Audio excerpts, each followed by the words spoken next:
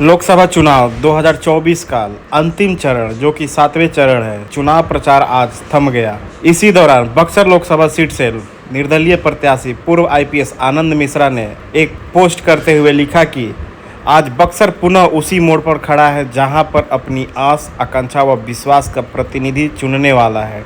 विगत कई दशकों से हमारे इस पवित्र भूमि के साथ होने वाले छल व प्रपंच ने हमें उदास हताश ही किया है। मेरा संकल्प बक्सर के आत्मविश्वास का पुनः सृजन और जन जन की प्रगति व प्रतिष्ठा की जमीन पर चरितार्थ करने का है। अपने प्रत्याशी का चयन सोच समझकर, अध्ययन कर, उनका अतीत जानकर करें, जो भ्रष्टाचार, अराजकता व कुशासन से इस पावन धारा को मुक्त कर यहाँ सुशासन, समृद्धि और विकास के लिए नए युग की शुरुआत कर सके। आप सभी से मिले स्नेह, प्रेम और समर्थन व आशीष के लिए अत्यंत आभारी हूँ। और देखिए इस वीडियो के माध्यम से आनंद मिश्रा ने और क्या क्या बोला। तो बक्सर आज फिर से आगे उसी मोड़ पे खड़ा है जहां से कई दशकों से खड़ा रहा है। हर बार यहां से कोई प्रत्याशी जीता है, कोई उम्मीदवार जीता है और बक्सर हर बार हारा है। तो इस बार भी ऐसे ही मैदान में कुछ और भी लोग हैं। इस बार मैं भी मैदान में हूँ। मेरे मैदान में आने का रीजन ये है क्योंकि हर बार बक्सर को हारते देखा है। अपने गांव को, अपने घर को मैंने इस हालत में कराहते देखा है जहां से उसके पास निकलना हमेशा से मुमकिन था, लेकिन निकलने नहीं दिया गया, कुछ पर्सनल स्वार्थ के चलते। यहाँ पे हमारे प्रत्याशी आए हैं मिस्टर मिथिलेश तिवारी। मिथिलेश तिवारी जी का अगर बैकग्राउंड चेक किया जाए तो he has been an utter failure. जिस भी चीज में हाथ लगाया ऐसा लगा कि कोई मिस्टेक हो गया हो, हर बार वो फेल होता है। अपनी घर का विधानसभा हार जाते हैं और फिर हमारे यहाँ पे आके यहाँ का लोकसभा जीतने की बात करती है जहां 6 विधानसभा है। दूसरे प्रत्याशी है मिस्टर सुधाकर सिंह। ये उस पार्टी से आते हैं जो कि बिहार को सिंगल हैंडेडली कलंकित करके रखा है, जिन्होंने पिछले 30 साल से जंगल राज और गुंडा राज का पर्याय बन के बिहार को एक गाली स्वरूप इस पार्टी की देन है, जिसके चलते हम हर वो लोग जो बिहार का झंडा बुलंद करने की कोशिश करते हैं, इनका क्या धारा बार बार हमारे काम में आ रहा है। तीसरे अनिल जी आए हैं, वो बसपा से आए हैं। उनके पास जाति के अलावा कोई तीसरा चौथा मुद्दा ही नहीं है। इसके अलावा और भी प्रत्याशी हैं जो विभिन्न कारणों से हैं, लेकिन कोई भी विकास की बात करते नजर नहीं आता। कोई भी नहीं बताता हमारे बारे में कि जो यहाँ का केंद्रीय विद्यालय आज तक उसको जमीन नहीं मिली, इसका छत छूता है, उसका क्या होगा। किसी ने नहीं बताया कि हमारी जो कृषि है, हमारे जो किसान है, उनके पास ना स्टोरेज का फैसिलिटी है, ना मंडी है, ना पूरा नहर है, जो नहर है उसमें पानी नहीं है, बिजली का अवस्था बुरा है। कोई इसके बारे में बात नहीं करता। कोई बात नहीं करता कि हमारे जो युवा हैं, इनके जो टैलेंट्स हैं, इनको कोई एक प्लानिंग के तहत दबाया जा रहा है। ये वो भूमि है जहां पे वामन अवतार लेते हैं भगवान और वो 3 पग में पूरा ब्रह्मांड कवर कर लेते हैं, और यहाँ के बच्चों के पास खेलने का मैदान नहीं है। क्यों ऐसा नहीं हो सकता कि हम यहाँ पे स्वास्थ्य व्यवस्था बेहतर कर सके? क्यों हमारी औरतें, क्यों हमारे वृद्ध एम्बुलेंस में मरेंगे? कहीं ना कहीं जाते आते हमेशा ये होता है कि उनको आप ले जाए, रास्ता भी अच्छा नहीं है, एम्बुलेंस में नहीं, आते जाते रास्ते में देहांत हो जा रहा है। ये कब ठीक होगा? कब ये होगा कि हमारे बच्चों के पढ़ने के लिए स्कूल और कॉलेज यही? श्री रामचंद्र का यहाँ पे शिक्षा स्थल है, यहाँ एक यूनिवर्सिटी नहीं। कॉलेज की हालत देख लीजिए, 3 साल का कोर्स 5 साल में कंप्लीट होता है। स्कूल का क्या ही क्या?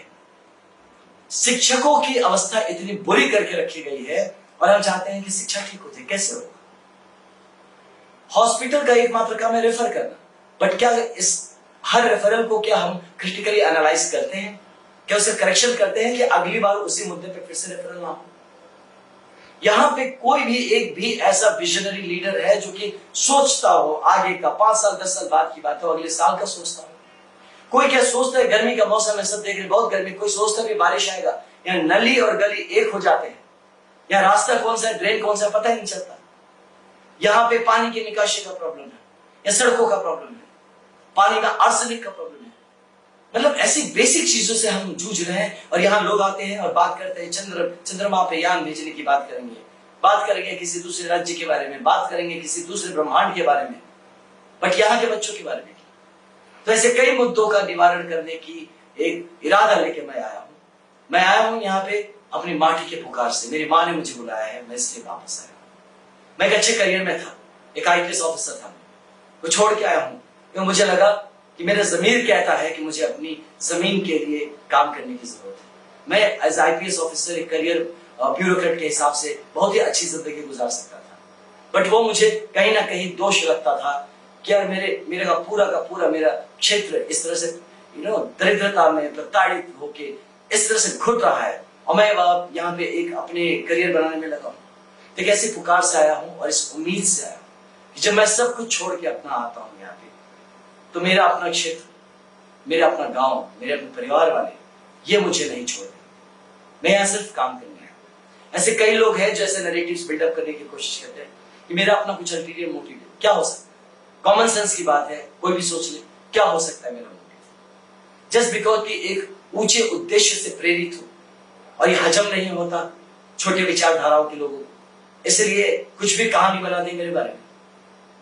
कभी भी ऐसे आदमी को आप आने नहीं देंगे, उठने नहीं देंगे जो ईमानदारी से इस धरती के लिए काम करना चाहते हैं। मैंने अपने लोगों से संकल्प किया है और इनसे मैंने एक प्रॉमिस किया, एक वचन दिया है। मैं चाहता हूं कि आप भी जाने और ये मैं ऑन रिकॉर्ड कह रहा हूं कि अगर लोग यहाँ पे आते हैं ना 5 साल का बोलते हैं कि इतने लोगों को देखा 5 साल का दे दो, मैं भी कहूं कि मुझे 5 साल का मौका दो। नहीं, मैं कहता हूं मुझे सिर्फ 1 साल दीजिए आप। अगर 1 साल में जितनी बातें मैं कहता हूं, अगर इसका चक्र घूमना शुरू ना हो गया, अगर आपको विजिबल चेंज ना दिखा, परिवर्तन ना होते दिखा, तो 4 जून 2024 को एमपी के रिजल्ट आएंगे और 5 जून 2025 अगर मैं अपनी बातों से थोड़ा भी फेल होता हूं तो मैं अपने रेजिग्नेशन, अपना त्याग पत्र एमपी के पोस्ट से भी दे दूंगा। मैं यहां सिर्फ और सिर्फ काम के लिए आया हूं, मैं यहां काम करने आया हूं। मैं एक दिन अपना बर्बाद करने नहीं आया हूं। मैं किसी का यहाँ पे लोगों के काउंसलिंग सुनने नहीं आया हूं। मैं जमीन पे उतर के काम करने आया हूं। मुझे पूरा यकीन है कि मेरे लोग, आप सब हमारे लोग हैं, आप सपोर्ट करेंगे और हम मिलकर एक अपना नया बक्सर बनाएंगे। एक नया बक्सर जहां पे हमारे बच्चों की पढ़ाई, जहां युवा की कमाई और हमारे बुजुर्गों की दवाई सबका ख्याल रखा जाता है। एक ऐसा बक्सर जहां पे कानून व्यवस्था उच्चतम मापदंड का हो। एक ऐसा बक्सर जहां की स्वास्थ्य व्यवस्था इस पूरी दुनिया की कहीं भी बेस्ट व्यवस्थाओं में से। एक ऐसा बक्सर जहां की शिक्षा व्यवस्था ऐसा हो कि हमें कहते बने कि श्री रामचंद्र की शिक्षा स्थली। एक ऐसा बक्सर जहां रोजगार और स्वरोजगार की ऐसी अपॉर्चुनिटीज हो, अवसर हो हमारे लोगों के पास कि पलायन न करना पड़े। ऐसा ना हो कि हमारे यहाँ पढ़ लिख के लोगों को दरिद्र भाव से जीते रहना पड़े। यहाँ जब तक हर परिवार समृद्ध नहीं होगा, हमारा क्षेत्र समृद्ध नहीं होगा। इसकी व्यवस्था करें। एक ऐसा बक्सर जहां पे क्रीड़ा पे हमें ध्यान दिया जाए, जहां पे स्पोर्ट्स फैसिलिटीज डेवलप किया जाए, जहां हर गांव में एक प्लेग्राउंड हो, हर एक पंचायत पे एक मिनी स्टेडियम हो, एक ओलंपिक स्टैंडर्ड का स्टेडियम हमारे बक्सर में हो, जहां पे सिर्फ खेल कूद के लिए खेल कूद ना हो, प्रतिस्पर्धा के लिए भी खेल कूद हो, कॉम्पिटिटिव स्पोर्ट्स हो, जहां पे हम वर्ल्ड चैंपियंस और ओलंपियंस तैयार करें। हम एक ऐसा बक्सर बनाना चाहते हैं जहां पे हमारे किसानों की प्रॉब्लम्स को समझा जाए, सुना जाए, जहां हमारी कृषि व्यवस्था को बेहतर किया जाए। राइस बोल है ये। इस जगह को जब तक हम इसके मर्यादा नहीं दे देते, तब तक हम एक मिनट के लिए भी रुक नहीं सकते। इंफ्रास्ट्रक्चर का पूरा इश्यू आते हैं। यहाँ का फिजिकल इंफ्रास्ट्रक्चर, यहाँ का डिजिटल इंफ्रास्ट्रक्चर, सोशल इंफ्रास्ट्रक्चर, सब कुछ अस्त व्यस्त है। इन सबको सटीक तौर पे लेके आना और काम करना बहुत जरूरी है। सबसे इंपॉर्टेंट बात, जितने भी गवर्नमेंट के प्रोजेक्ट्स हैं, पॉलिसीज है, प्रोग्राम्स हैं, ये क्यों नहीं इंप्लीमेंट होते? मुझे लगता है अगर हम इसको ही ठीक से इंप्लीमेंट करा दें तो 50% तो लोगों की प्रॉब्लम्स ऐसे खत्म हो जाए। तो इन सब चीजों को मैं करने आया हूं। अपने लिए टाइमलाइन रखा हूं कि किस चीज को मुझे 1 महीने में करना है कंप्लीट, किसको 3 महीने, 1 साल, 3 साल और 5 साल।